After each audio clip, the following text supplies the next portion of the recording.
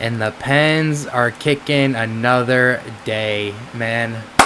Welcome, welcome, my Yinzers, to this beautiful Penguins podcast. Mickey, it's it's been a special start to this podcast. I mean, we've watched hockey for like 5-6 years now, but like, yeah, started the podcast this year. There hasn't been a season as special as this since, like, I mean, the 2017 season, but and maybe you can look at like the 2021 season as like one of those fun seasons, but like there hasn't been anything crazy as this season in a while. I mean, yeah, I agree. I mean, we have a chance at making history, which is always something that's not only exciting to watch, but also we get to cover that. If the Pens could pull off a 3-0 comeback, then, we picked the right season. And we were here for the whole ride, and we've been covering it through our Instagram, X profile, and then YouTube Shorts. Hopefully y'all can subscribe. Yes. Do us a favor, share it with, if you're talking puck. I know you all got that one person that you be talking puck with. Send this to them. Just see their opinion, whether it's our long form or short form content. Just it's an easy conversation starter. Also, maybe share this to someone who's not quite into hockey, because this sport, many people don't give it a chance, but if you can get that person to give it a chance, they'll hop right on board, and especially they're gonna hop on board with the black and gold. Joey, before we dive in, I have a question to you. Yes, sir. Would you consider this a competing in the first round yet? I know we keep talking about the expectations, which is like something we like to have on this podcast, is like the running narratives of what each of us think. Yeah. Going to a game 6, is this competing? Would I be content if the Penguins get shut out? Honestly, from my expectation standard, remember, we had a 7% chance, or maybe even less of that, percent chance of making the playoffs.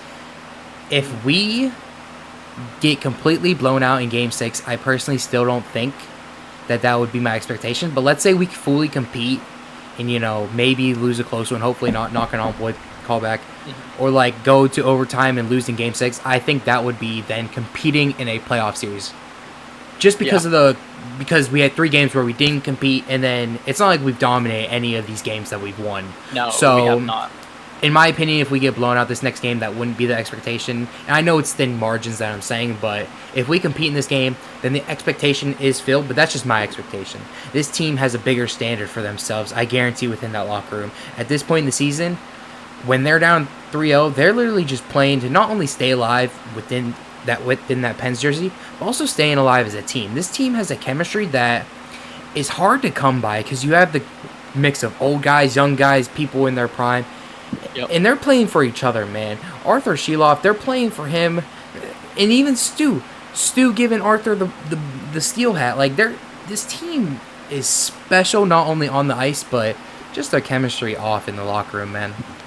I think that was a great point. I think the reason the Pens are still doing this is, like you said, they're battling for each other. Some of these guys, they're like, this might be the last time I'll ever get to play with this group. Yeah. So let's not end it here. Let's let it ride, keep having fun. I think the Pens are enjoying hockey right now.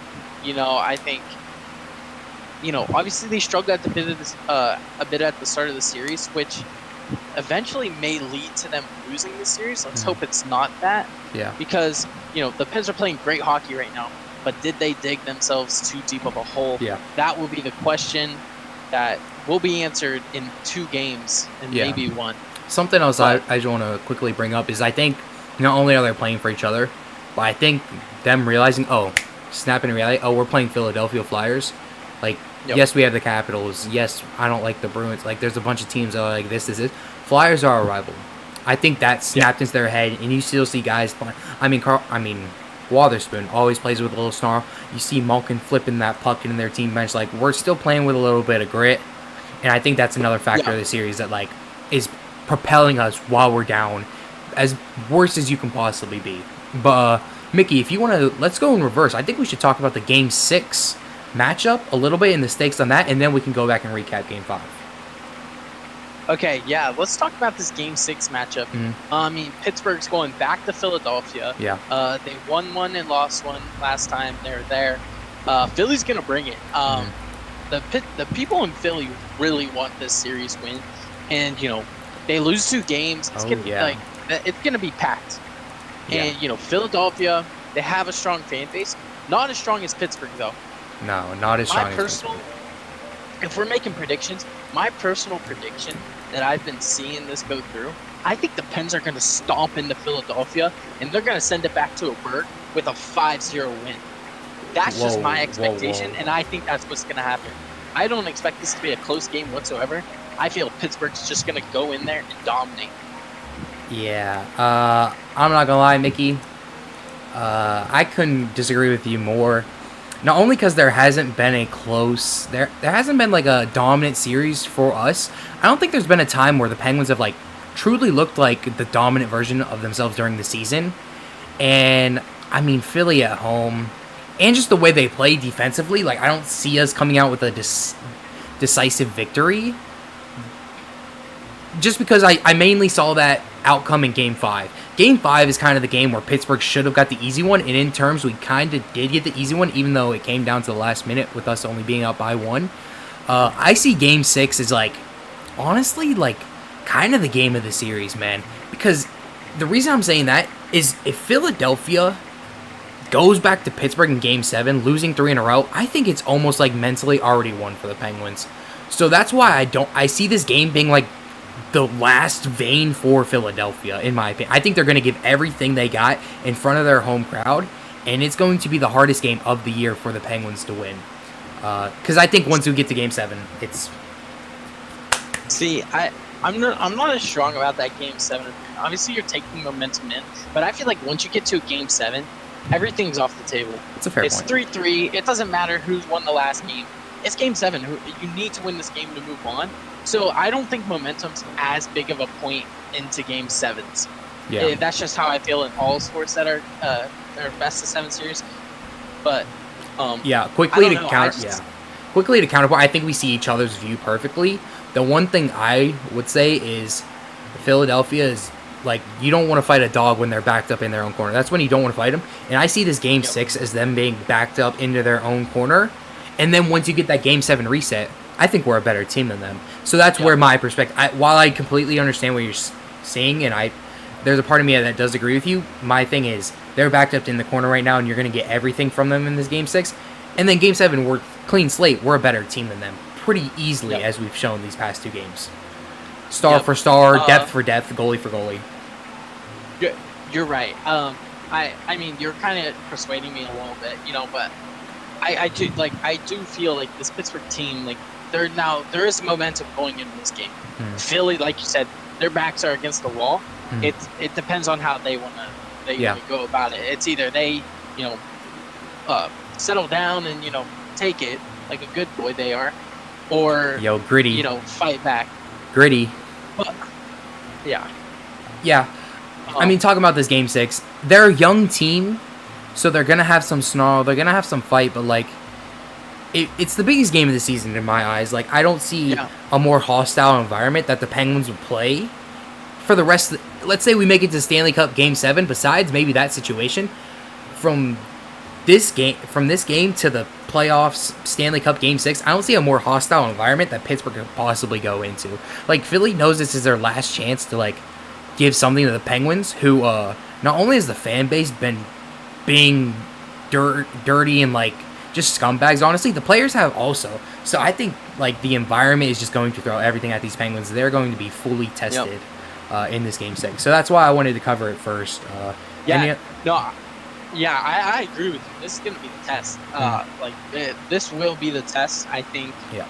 We're going to see how the Penguins play, in a tough environment.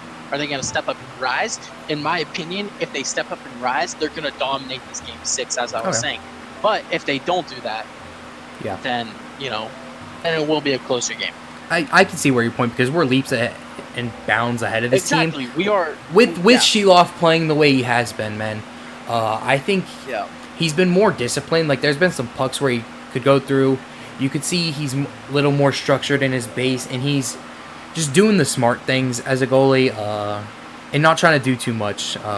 Made some great saves, and yeah, this game 6, it's gonna be fun. There's gonna be some fireworks clashing. Yeah, I mean, whatever your Wednesday night plans are, cancel them. Yeah. Because this is gonna be the game of the night It's the for one, hockey, I think. And so will Game 7. So these next 2 games, I mean, if you're a Pittsburgh or Just write it. you're a Write it down. Philadelphia Write it down fan, already. write it down. Hey, by the way, Canes. Hey, Canes, y'all are some bots. Y'all already had your playoff tickets, Phillies versus Canes, already matched up. I feel bad for the Flyers, and I usually don't say that, but Canes are already writing them off. You just jinxed them fully. I'm so sorry, Flyers. Actually, not really, because Gritty, you're trying to throw a plastic penguin 2 stories off the thing. You look like an idiot. You're chopped. You need to cut your orange hair. Why are you standing with bodyguards? Guess what? The Iceberg, he's gonna roll up there with no security, with fist out. He doesn't need bodyguards to stand there during warm-ups. I don't know if anyone saw this clip or knows what I'm referring to. Gritty, I hope you get a 12 gauge clocked into your head before Game 7. I ain't gonna lie. Okay. He's the most annoying mascot. Everyone thinks he's cool. Yo, I'm not gonna lie. He's chopped. Iceberg's low-key on top. That's why he took that 2-story fall and is chilling.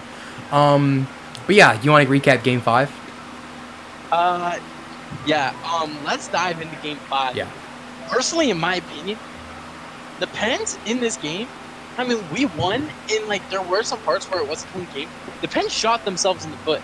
Yeah. Like, if we want to point out some things, we go up by a 2-goal lead, Yeah. and no later than 15 seconds is it just cut back down. Yeah. That's how you lose momentum, and momentum is huge in playoff hockey. Yeah. What are we doing? Yeah. Like, I don't understand how that happens. Yeah. But to be fair, it felt like the regular season Penguins. We did that plenty of times in the regular season. It felt like we're either coming off a high or we're sinking too much because we just scored a goal and we give up a quick one like that. That happened plenty of times. So I wasn't necessarily surprised, but it's just like in that spot, you're just punching yourselves in the face, like you're saying. Yeah, exactly. I mean, you're right. It wasn't a surprise, but like, it's playoff hockey. Mm-hmm. Clean yourself up. Yeah. Like, you had all this time to clean up your mistakes that you do in the regular season. And, I understand it wasn't a big deal. The Pens ended up winning. But, like, come on. Like, Yeah. it is huge. I think the game is different if they don't just score one right away. Yeah. I mean, first things first, I want to just, before I forget, I want to shout out Anthony Mantha.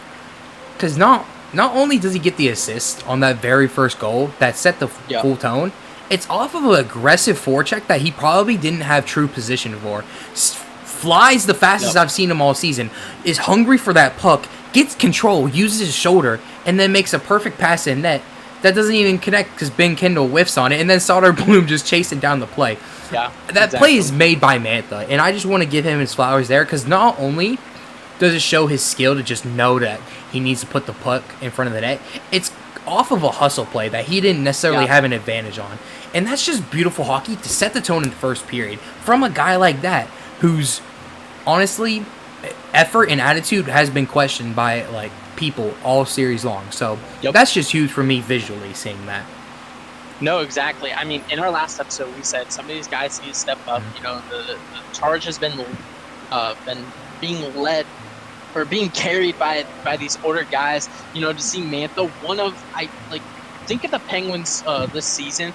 Like, real fans know that Mantha was a star, star technically this year for the Pens. To see him, step up, make a hustle play. Yeah, he doesn't get a goal, but he made the play. Like he made the play. Yeah. I mean, all these people, and then even to build off that and go with Mantha, people are saying, "Oh, Mantha was playing dirty." Like, I should pull up. Like, I mean, what were your thoughts on the physicality and dirtiness of the game? Okay, so one of the things I was referring to when I said the Pens shot themselves in the foot was when you remember when we got that power play or the penalty, but then there was scrapping. Yes, Malkin. Yeah, Malkin. Okay. Or no, it was like Mantha and someone else. It was Mantha and someone else. I forgot that we ended up still getting the power play off that. It was in my head there was 2 and 2 in each box, so I thought we lost the power play. But that again, we need to stay away from that. That's not our game. It's never been our game. Stay away from that. Mantha, but I didn't see why Mantha went to the box because Mantha was ready to drop the gloves. Mantha was playing physical that game. Yeah. I mean, I agree with them. And I mean, yeah, not cheap. I don't think it was cheap in any way. I didn't see anything else. I don't think anything on your play you're talking about specifically was unjustified. I think they not only did they get the penalty on Malkin, but then they threw Malkin to the ground. Malkin did something, but it's not like we started anything, so maybe playing into that game was bad, because then you lose Mantha and Malkin for your power play, which we didn't score on. Yeah. Novak in on that defenseman for Malkin, maybe that's the position he plays. I would love to see Chinnikov, because they've been putting him power play 2 as the point man. And I'm not even saying, like, put him as a scorer. I thought he was our power play 2 defenseman. Maybe I'm wrong.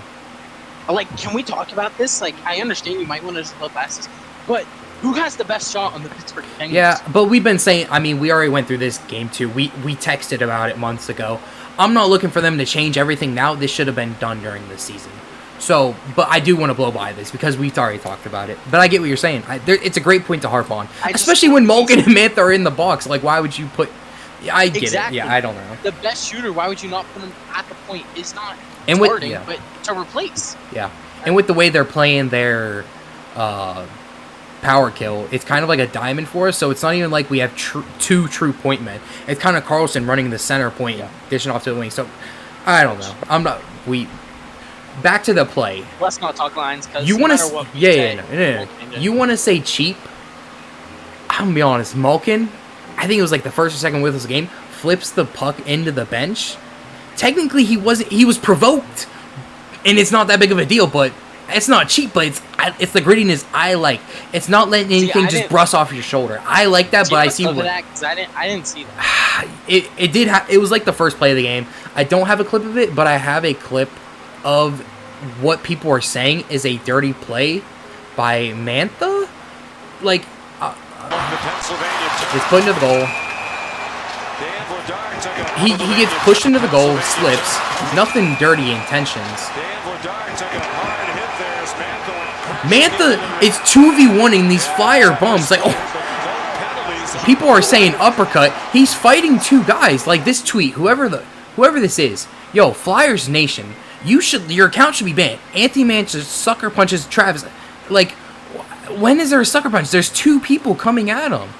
I think he was referring to the first punch he throws. But that's all I can see. But like, what do you? Where's the uppercut? Yeah, like right he's two people on him. What is he supposed to do? And then Malkin, he was skating with the puck. Someone like tapped it off of him, and they got it back and like flipped it. He tried to hit the person who like instigated him, but then he flipped it into the bench. So low-key, a 2-for-1 there. Misses, just gets the next one.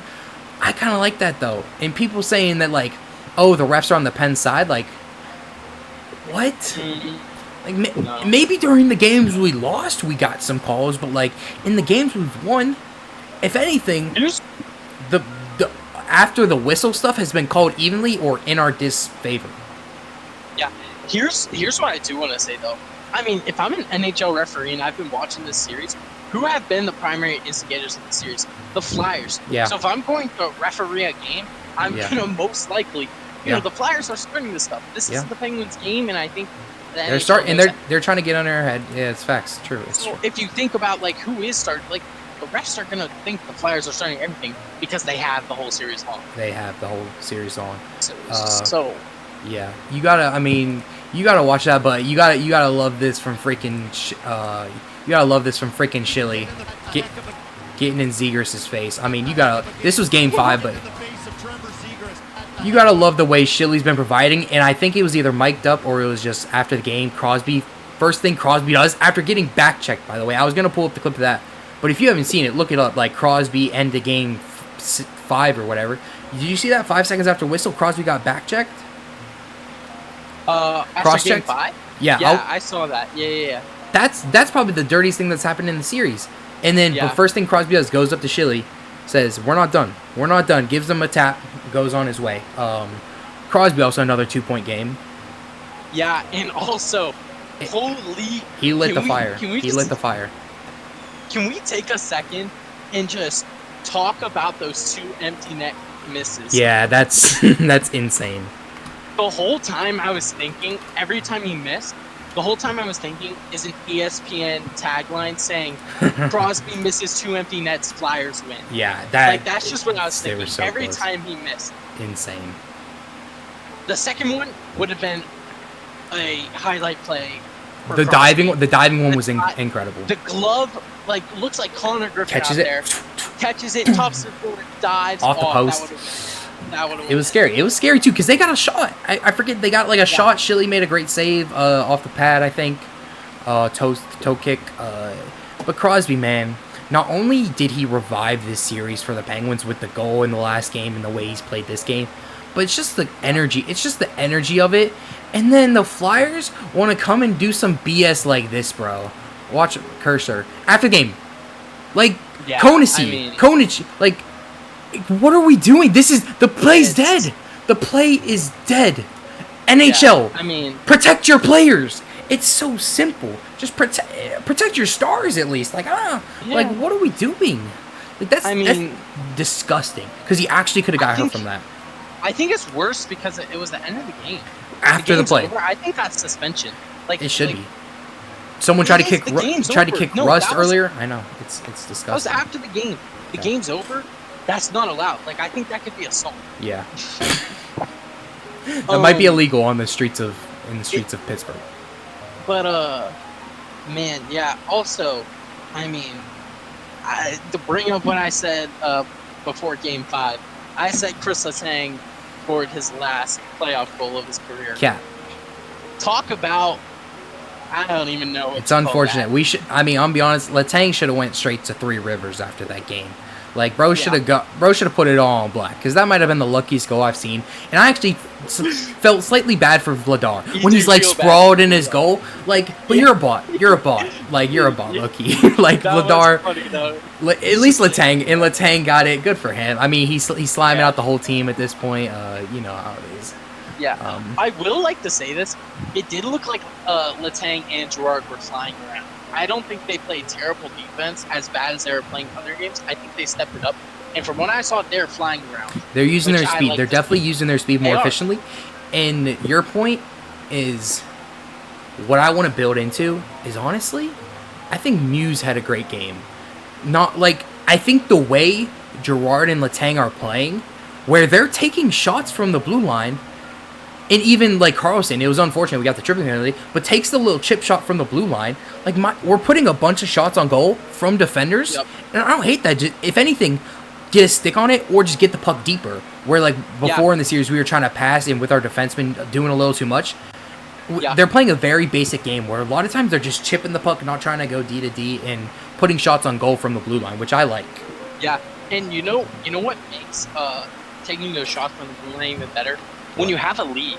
If you have a lead, then you can just shoot it from the blue line. Nothing to lose, yeah. Hopefully get lucky. Mm-hmm. You know what I'm saying? Because like you said, you're getting it deeper and you're keeping the zone, or you're keeping the puck in the offensive zone, which I think, obviously we've been saying this, the Pens have had, a lead in 3 of the games, and we're 2-1? Yeah. I think that's accurate. So, it's important. Having a lead, it's important in every game, but especially against the Flyers. Yeah, that's why I think Mantha, coming out flying is such a... maybe it's coaching, maybe it's him as a player, the fire was lit, but that's why it's so important. But then also Muse, I think us going past the neutral zone has freed up so much because not only are we up in games, but I think Philly's pressing a little and getting away from their game plan, which is all a part of the momentum that we're building. But we still have guys, we still have Malkin and Raquel, guys who can skate with the puck, still dumping and chasing when they probably don't need to. But it's because the game plan has been so, probably pounded in by Dan Muse that when guys don't have to do it, they're still doing it. And it's still the right philosophy because you're getting the defender's turn. And I think that's where Muse has, shined as a coach. We put a lot of slack on him. But then it's little things okay, third period, we got the Zegras and Tipton line. Guess who we're matching up with that line? We're matching up our fourth line with it, which is so perfect. Because not only do you get the defensive spurt from our fourth line just strictly worrying about these guys bodies on body, but then we got Crosby's line rolling in while they're tired and defensively maybe not all there and still trying to press on offense. It's a beautiful coaching decision that was made multiple times during the third period. It wasn't an accident those lines matched up. I have a question for you. Yeah. So you know how Philly called a timeout, right? Yeah. and they're heading in for their final push. Yeah. How do you feel about the first line being out there with Crosby, Russ, and Raquel? In my opinion, I was surprised we didn't see the fourth line with Lazat, Achari, and Dewar out there, because I feel like they're our strongest defensive line. Like, I just want to know what you're thinking about that. Maybe you don't overthink it and just roll your best line. Also, I have thoughts of Crosby's your best faceoff guy. Yes, we have Achari and Lazat. Crosby's still your best faceoff guy, maybe matchup-wise. And there's also familiar. I mean, Crosby had 2 big wins. There's also familiarity. There's familiarity with the Tipton line. We could say the same with the fourth line, how, like, the fourth line gets the first half, Crosby's line gets the second half of that Tipton Zegers line, which is they're a playmaking line. Like, I'll give them credit there. Like, that line flies around. It's scary when they're on there. So that's why Muse recognizing that and always, like, having a plan for that line specifically is important. Also, just the way we're dumping and chasing, doing that. And even though I don't love it, pulling Solovio in the third period, we've done it in both of our wins. He's played the first 2 periods, but either someone's getting double shifted, Carlson, or maybe they're like splitting up, but he hasn't seen the ice during the third period, which is fine because we know that our defenders are the worst part of our team. So if we can have our good players like Carlson and Wallerspoon like play some extra minutes in the third period and not be affected by it, I like it strategically. I mean, Phil Borky brought it up yesterday. If you're listening to the SMP, shout out them. Phil Borky, Josh Getzoff. They said, the Pens did get rest before the series started. And I think it is taking into account now. We're 5 games in. The Pens feel like they lose 3 in a row. I feel like the energy's coming back to them. The players are playing like they're playing better, more energized. Also, Muse, again, he's like kind of adjusted. It's his first time as a playoff head coach. I feel like he's adjusting to a playoff atmosphere, playoff stakes also, and now he's making adjustments, making the right decisions. It's not realistically a good thing, but it's always nice to have an excuse like, oh, we rested our star players the last 3 games this season. We'll come in a little rusty. It's good to think now because you're like, okay, we can kind of throw those games away. Even though it should not be the reality, it's nice to have like these excuses because now we can just kind of play free and be like, all right, nothing's on the table. We got to go for it. Yeah, exactly. I mean, all you can do right now is just hope the Pens can win. Hopefully that the whole day, Doug, isn't too big. Because again, we need to win 4 in a row. We've won 2. I mean, we're still going against the odds right now. I mean, it feels right now that the Pens. It's so weird to say this. It feels like the Pens are in control right now. They're down, but it feels like they're in control. But like you also got to think, Flyers can get a couple lucky ones, and it's all over like that. Title of this video: Our series to win for a reason. Yeah, I mean, Pens need to play crisp, solid, clean hockey. Yeah, and I think they have a good chance of making history. But again, a lot of things that can go right and wrong. Yeah, just keep playing our brand of hockey until they adjust. A curveball is gonna come from Tashot, if that's how you pronounce it. A curveball is gonna come from Philly, and we need to be able to like not take it as a whoa, what's happening, but take it as a they're starting to crack. We gotta fully go now because it's gonna happen. I think Game 5. It was fun to watch. I wish it wasn't as close because I think Game 6 is gonna be a lot closer. And you want to go through the rest of the playoff matchup before we go into this game? I mean, yeah, let's do it. Just looking at the rest of the bracket, can you see that okay? Yeah, I'm good. All right. We got Penguins, Philly, 3-2. If you would have told me that we'd be halfway through a reverse sweep playing against the Flyers, I would have called you crazy for a multitude of reasons while we were down 3-0 and before the series also. I'm going to go. We got Buffalo up. Buffalo probably takes that series. They've been good. We got one of the close. Yeah, you go. Dominant win against the Bruins in Game 4. Yeah, dominant. One of the closest series we had predicting. We actually had mismatching opinions. Lightning versus Montreal. Yep. It's 2-2 in the series. It'd be cool to see Lightning win from my standpoint. But any thoughts on the Eastern side? The Eastern side, I mean, Carolina's just sitting and waiting, which is a little bit scary. The Pens pull through.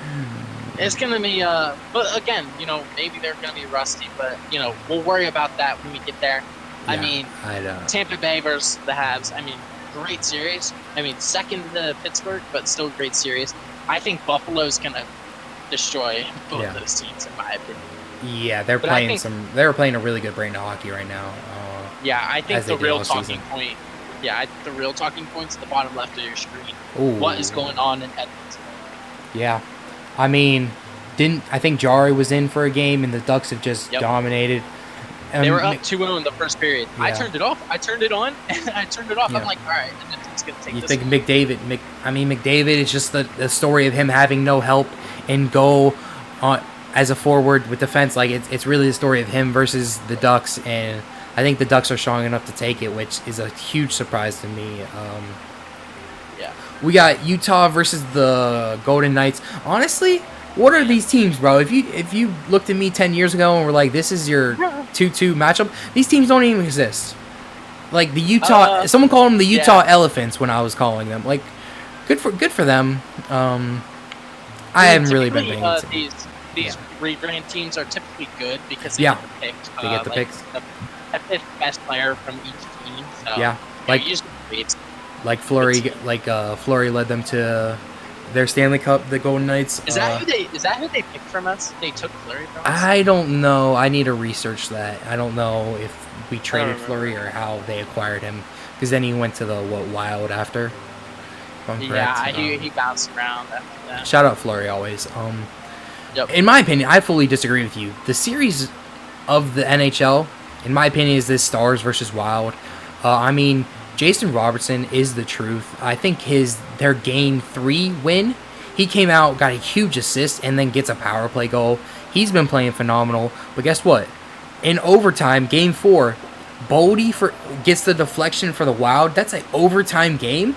I am actually excited to watch that game tonight and see what the results. Because, I mean, you got Johnston, you got Ottering, if that's how you pronounce that. He's playing solid in goal for the Stars. And with this Wild team, I mean, you got Hughes flying around as an offensive defenseman. I mean, was it the Wild and the Stars where the puck barely crossed the line? Was it that? No, I think that was. Or was that the Edmonton? I think that was Edmonton, where people were saying AI.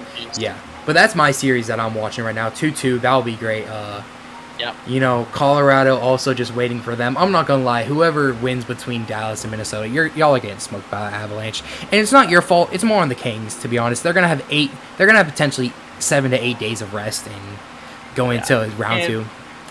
Yeah, and you just want to talk about the Avs.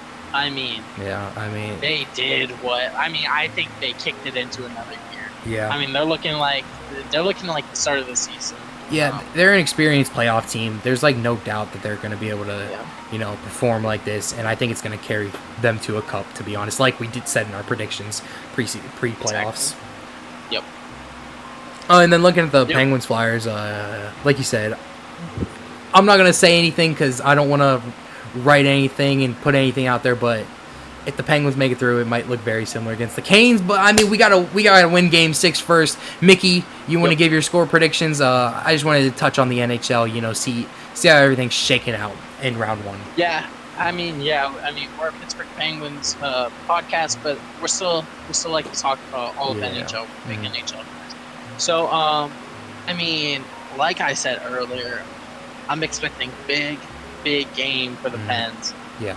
My realistic, I think a 4-1, maybe a 4-2 victory. Yeah.